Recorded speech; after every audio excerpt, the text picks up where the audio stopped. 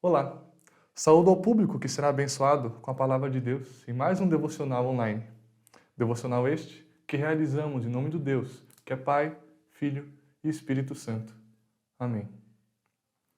O versículo de abertura de hoje está no livro de Lucas, capítulo 24, versículo 32, onde está escrito: E disseram um ao outro: Não ardia o nosso coração quando ele nos falava pelo caminho, quando nos explicava as Escrituras?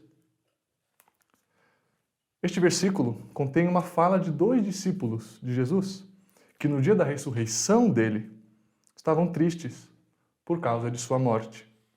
Eles não criam na ressurreição e por isso eles não podiam compreender os feitos de Jesus e nem sequer as Escrituras, que é aquilo que hoje nós chamamos de Antigo Testamento. E nessa história, a qual nós lemos apenas um versículo, essa história nos mostra que é apenas através do Jesus ressuscitado que nós somos capazes de compreender as obras de Deus e, por fim, de ter o nosso coração aquecido e movido pelo seu Santo Espírito. Foi isso que esses discípulos experienciaram depois que o Jesus ressurrecto lhes explicou todas as coisas. E é isso que nós, também como discípulos dele, podemos experienciar e de fato temos experienciado quando nos voltamos a Jesus e a sua obra completa, consumada, como ele mesmo disse. Então, se queremos caminhar no caminho de Deus, na força do seu Espírito, temos de olhar para Jesus e relembrar da totalidade da sua obra. Do contrário, seremos como foram esses discípulos, que depois de terem testemunhado, experienciado maravilhas sem tamanho, eles não compreenderam nenhuma delas e voltaram tristes e desanimados para casa. Lembremos-nos, pois, de Jesus e de todas as suas obras, para que ao longo de nossa caminhada possamos falar junto com esses discípulos. Não ardia o nosso coração quando ele nos falava pelo caminho, quando nos explicava as Escrituras? O texto da pregação de hoje irá explorar um pouco mais o tema desse caminhar, o caminho de Deus. Mas antes, em preparo para recebermos a palavra que nos foi preparada para hoje, convido a todos para o momento de oração e também de confissão de pecados. Oremos. Senhor Deus e Pai, agradecemos pela obra de Jesus Cristo, que nasceu, viveu, sofreu, morreu e ressuscitou para que pudéssemos ser salvos. Agradecemos também, Senhor, porque através dele Tu fazes jorrar a água viva, o Espírito Santo, que nos purifica do pecado, clareia os nossos olhos, Tu clareia os nossos olhos do nosso entendimento para com a Tua obra e traz alegria, força e conforto para o nosso coração, que muitas vezes é fraco, sofrido, confuso e perdido. Senhor, pedimos também perdão pelo nosso pecado. Pedimos perdão pelas vezes que deixamos de buscar o Teu consolo e Tua força e nos rendemos à corrupção que habita em nosso coração, aos caminhos tortos da carne que faz guerra contra o Teu Espírito. Perdoa-nos, Senhor, pelo nosso pecado. Em nome de Jesus Cristo, pedimos também por misericórdia, por perdão e por guiamento. Reerga-nos, Senhor, quando cairmos. Anima-nos, Senhor, quando formos oprimidos por nossas baixezas. Se aproxime de nós em nossa caminhada, como fizeste com esses discípulos no caminho de Emaús, e nos clareie novamente o caminho a ser seguido, e também fortifique o nosso espírito, para que possamos caminhar nele, com retidão. A Ti damos glória, nosso Senhor e Salvador, pois sabemos que Tu não nos desamparas, mas nos guias, nos iluminas e nos fortificas. Damos glória a Teu Filho, que é pelo qual recebemos todas essas coisas, e também é pelo qual nós oramos a Ti. Amém. Convido agora a comunidade a cantarmos um hino ao nosso Senhor.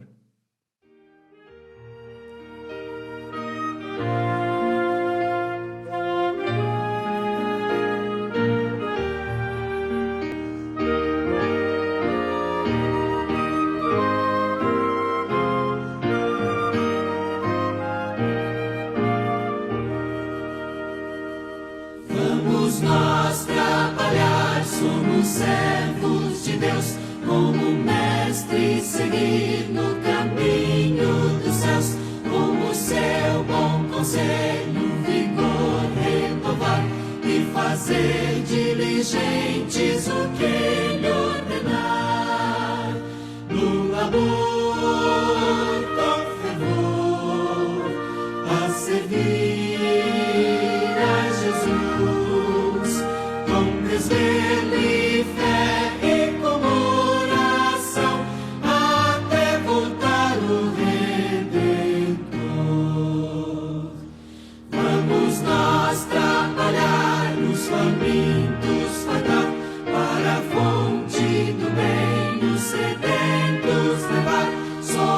cruz do Senhor nossa glória será, pois Jesus salvação pela graça nos dá. No labor com fervor, a servir a Jesus, com desvelo e fé e com oração, até voltar o Redentor. Vamos nós trabalhar para Cristo Senhor, contra o reino das trevas será vencedor, e então para sempre exaltado será quem real salvação pela graça nos dá. No labor com fervor, a servir a Jesus, com desvelo e fé e com oração, até voltar o Redentor. Vamos nós trabalhar, ajudados por Deus, que coroa real nos dará lá nos céus, na mansão dos fiéis o descanso será, pois Jesus salvação pela graça nos dá. No labor com fervor, a servir a Jesus, com desvelo e fé e com oração, até voltar o Redentor.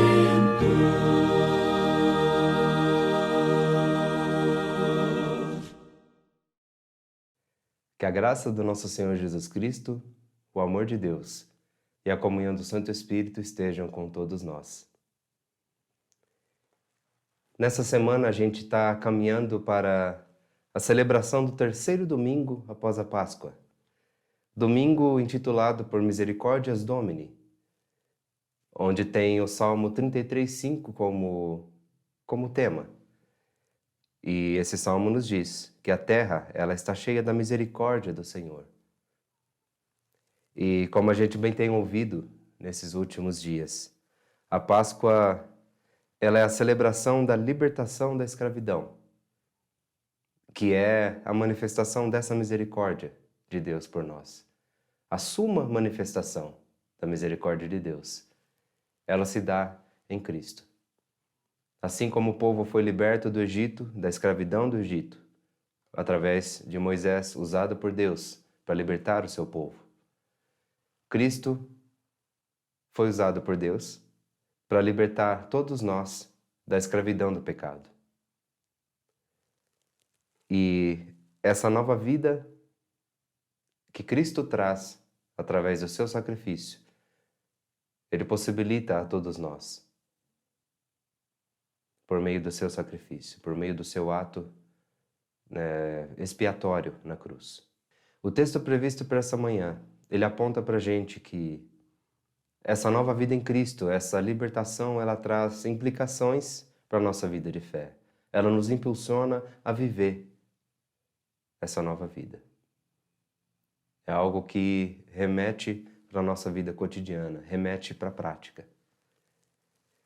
E assim eu convido a cada um e a cada uma para que nós acompanhemos o texto previsto para essa reflexão, para o terceiro domingo da Páscoa, que é o texto da carta de 1 Pedro, capítulo 1, versículos 17 a 23, onde eu passo a ler na versão Almeida Revista e Atualizada.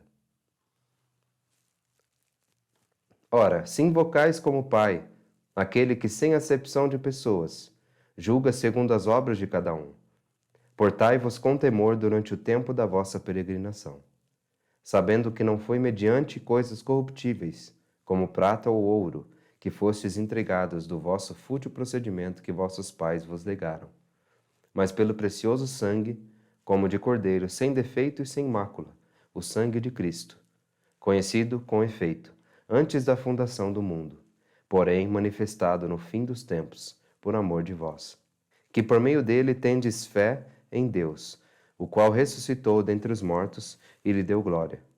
De sorte que a vossa fé e esperança estejam em Deus.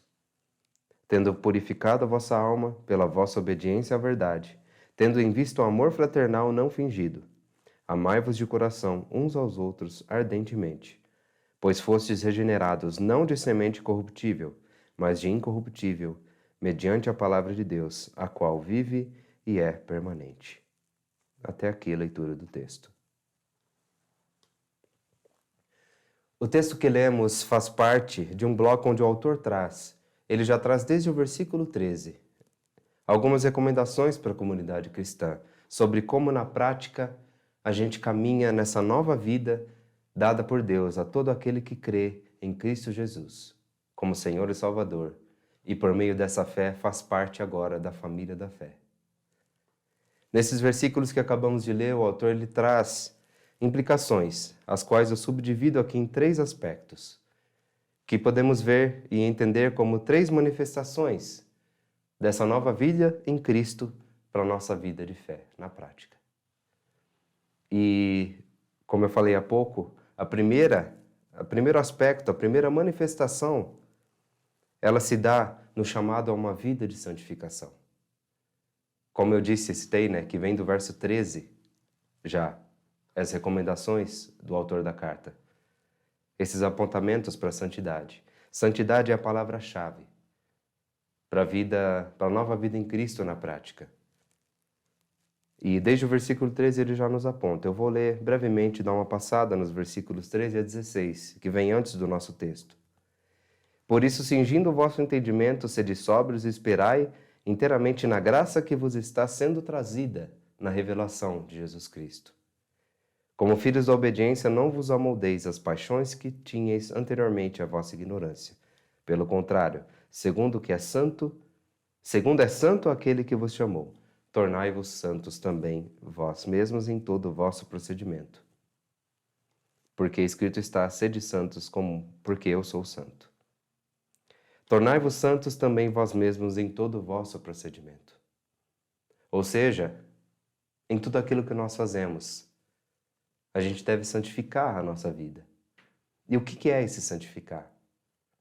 Não é uma questão de aura, que nós nos tornamos perfeitos em tudo aquilo que nós pensamos e fazemos, nos tornamos projetos de anjos aqui na Terra. Não é exatamente isso que a santidade se refere. Mas a santidade, ela quer dizer separação. Aquilo que é santo é aquilo que é separado para algo específico. No caso, nós que somos chamados à santidade, nós somos chamados para viver uma vida separada para Deus, para adoração e para serviço ao nosso Deus e ao nosso próximo em obediência àquilo que Cristo nos deixou. Isso quer dizer a vida de santidade. E os próximos 2 aspectos são consequência dessa santidade. São desdobramentos dessa vida de santidade, desse chamado à vida de santidade. Em outras palavras, o autor da carta ele nos exorta a viver uma vida correspondente ao Evangelho. O Evangelho ele nos chama a viver essa vida de santidade, como Cristo viveu. Nós, como cristãos, como pequenos cristos aqui na Terra, somos chamados a viver como Cristo viveu, a buscar essa vida em Cristo, pela comunhão em Cristo. Quando nós fazemos ou quando nós vemos o sinal da cruz, esse sinal que nós fazemos sempre nos nossos cultos, ele nos aponta para um relacionamento vertical, que é o relacionamento entre nós e Deus, o qual em Cristo Jesus nós podemos voltar a ter, pois em Cristo nós somos libertos da escravidão do pecado, pecado que nos afasta de Deus. E com essa libertação nós podemos nos reaproximar de Deus. E o eixo horizontal, a gente pode lembrar do relacionamento com o próximo, onde nós nos relacionamos uns com os outros em amor. O amor que Cristo nos amou primeiro, que Deus nos amou primeiro, E nós, em resposta a esse amor recebido, nós somos chamados a amar. E o segundo aspecto, a segunda manifestação dessa nova vida em Cristo, ela se dá no temor a Deus. O temor, ele não é como a gente às vezes entende, que é uma questão de medo, que a gente tem medo de algo que nos traz temor. Não, na verdade o temor ele quer dizer também respeito, ou a reverência a algo. E no caso, o temor a Deus é um resultado dessa vida de santidade. Nós vivemos uma vida de santidade.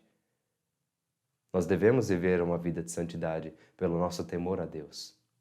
A santidade não é uma barganha, ela não é conquistada através de barganha. Nós não fazemos tudo o que nós fazemos apenas para conquistar uma vaga no céu ou para sermos abençoados por Deus aqui na terra. Nós devemos fazer o que fazemos, viver a nossa santidade por temor a Deus. O temor a Deus, ele diz respeito à manifestação ou ao resultado do eixo vertical em nossa vida. Esse resgate que Cristo faz do relacionamento nosso com Deus, da aproximação do ser humano com Deus, ela deve nos provocar, e ela nos provoca pela fé que nós temos, o temor a Deus. Nosso relacionamento deve ser em temor. Temor este que faltou para os primeiros seres humanos, lá em Gênesis, Adão e Eva, ao terem desobedecido à ordem de Deus. Eles se esqueceram desse temor e se afastaram de Deus. E esse pecado no povo de Israel veio como herança a idolatria. A idolatria que derrubou o povo de Israel, como é bem relatado ao longo de todo o Antigo Testamento. Podemos dizer que praticamente toda a história do Antigo Testamento conta sobre o pecado que veio como herança dos primeiros seres humanos, os quais os seres humanos descendentes acabaram vivendo através da idolatria. E a tentativa do Senhor sempre de resgatar esse povo, de libertar esse povo, mesmo quando esse povo insiste em não agir em temor a Deus, insiste em virar as costas e não viver esse temor. Até que Cristo vem. E Cristo nos dá como herança, pela graça redentora de Deus por nós, essa reaproximação. Então, esse contraste acontece em nossa vida, sem a graça de Cristo. Nós temos como herança o pecado, a idolatria, o afastamento de Deus. E como herança daquilo que Cristo faz por nós, nós temos a graça, a reaproximação com Deus e a possibilidade de viver a vida eterna e a salvação eterna com Ele. Pela fé em Cristo, nós temos a glória da salvação, a qual ela não vem de nós, mas ela é poder de Deus. Os versos 18 a 21, também ali já, começando no 17, eles apontam para isso. Sabendo que não foi mediante coisas corruptíveis, como diz o verso 18, como prata e ouro, fostes resgatados do vosso fútil procedimento, que vossos pais vos legaram. Aqui, remete à herança do pecado em Adão e Eva. Mas pelo precioso sangue, como de cordeiro, sem defeito e sem mácula, o sangue de Cristo, conhecido antes da fundação do mundo, porém manifestado no fim dos tempos por amor de vós. Por meio desse sangue de Cristo, nós temos essa nova herança, a fé em Deus, o qual ressuscitou dentre os mortos e lhe deu glória, de sorte que vossa fé e esperança estejam em Deus. O apóstolo Paulo, na sua carta aos Efésios, ele fala sobre essa graça. Ele também remete, de uma forma mais sintetizada, que é uma graça que não vem de nós, mas é um poder de Deus. Não é uma graça que se compra, que se conquista através de barganha ou de negociação. É algo gratuito. A palavra graça significa justamente isso. Se fosse por merecimento ou por alguma conquista, não seria graça. A santidade, o temor a Deus, as duas primeiras manifestações. E a terceira manifestação, terceira e não menos importante, diz respeito ao eixo horizontal da cruz que nós temos. E a terceira implicação que a nova vida em Cristo traz para nós, diz respeito ao que os versículos 22 e 23 trazem, que é o amor fraternal. O amor, a prática do amor entre a comunidade de fé, entre os irmãos em Cristo. O autor de 1 Pedro nos diz, no versículo 22, tendo purificado a vossa alma pela vossa obediência à verdade, tendo em vista o amor fraternal não fingido, amai-vos de coração uns aos outros ardentemente. O que ele quer dizer com esse amai-vos de coração? Ardentemente. O que ele quer dizer é que essa fé operada em nós, esse amor não é algo estático, algo que fica só no sentimento, mas a fé em Deus, ela se concretiza em nossa vida pela graça e também nos traz um amor concreto. Ela nos impulsiona a viver esse amor também de forma concreta. É um amor que vem em atitudes. E o autor da carta de 1 João, ele nos lembra bem, ele nos aponta muito bem o que é esse amor na prática. O que é esse amor ardente ao qual ele nos chama a viver pela fé em Cristo Jesus. 1 João 4, versículos 19 e 21 nos diz: nós amamos porque ele nos amou primeiro. Se alguém disser eu amo a Deus e odiar ao seu irmão, que é mentiroso, pois aquele que não ama seu irmão, a quem vê, não pode amar a Deus a quem não vê. Ora, temos da parte dele este mandamento, que aquele que ama a Deus, ame também a seu irmão. Ao fazermos o sinal da cruz, a gente pode lembrar dessa frase: aquele que ama a Deus, ama também ao seu irmão, por meio de Cristo. O autor de 1 João também nos impulsiona a viver esse amor na prática, na afirmação dele no capítulo 3, versículo 18. Filhinhos, não amemos de palavra, nem de língua, mas de fato e de verdade. Dizer que você ama o seu irmão, que você tem amor à comunidade, é relativamente simples, é fácil. Mas a gente prova isso nas atitudes. Assim como nos relacionamentos fora do âmbito eclesiástico, fora do âmbito da igreja.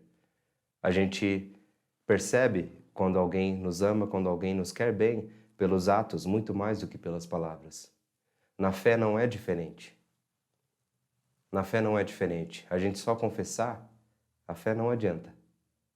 A gente precisa viver na prática.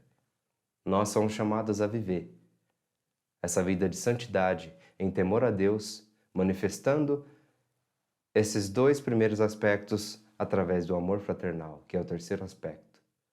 Se nós somos nascidos de novo pela fé, esse nascimento traz de novo começo para nós. Traz novos princípios, novas atitudes, os quais culminam nessa nova vida, os quais são consequência dessa nova vida. Em Cristo, nós somos chamados a ser santos, em temor a Ele, e viver essa santidade através do amor fraternal, não fingido, de forma ardente, na prática, uns com os outros. Pois como Cristo mesmo alertou, tudo aquilo que vocês fazem a esses pequeninos, vocês fazem também a mim. E aquilo que vocês deixam de fazer para esses pequeninos ou para aqueles que precisam, vocês também estão deixando de fazer a mim. E a palavra de Deus nos diz e nos afirma que quem nega a Cristo aqui na terra, também será negado diante do Pai. O significado que a Páscoa traz para a nossa vida, ele não é só que Deus nos salvou, pronto e acabou. Ela se refere que ela remete ao fato de que Deus nos trouxe a salvação em Cristo, que a salvação foi consumada, para que nós pudéssemos viver essa vida em Cristo, daqui para frente, daqui para a eternidade. E essa eternidade já começa já, através da vida de santidade, a qual nós somos chamados. Que essa palavra possa nos animar, nos fortalecer a viver essa vida de santidade, a nos relembrar, a nos resgatar esse temor a Deus e que nos impulsione a viver em amor fraternal uns com os outros. Que possamos viver o verdadeiro amor que Cristo trouxe por nós, por meio da cruz. Amém. Felizes são os que ouvem a palavra de Deus e já praticam. Recebamos agora a bênção final de nosso Senhor. Que o Senhor te abençoe e te guarde. Que o Senhor faça resplandecer o seu rosto sobre ti e tenha misericórdia de ti. Que o Senhor levante o seu rosto e lhe dê a sua paz. Amém. Uma abençoada semana a todos.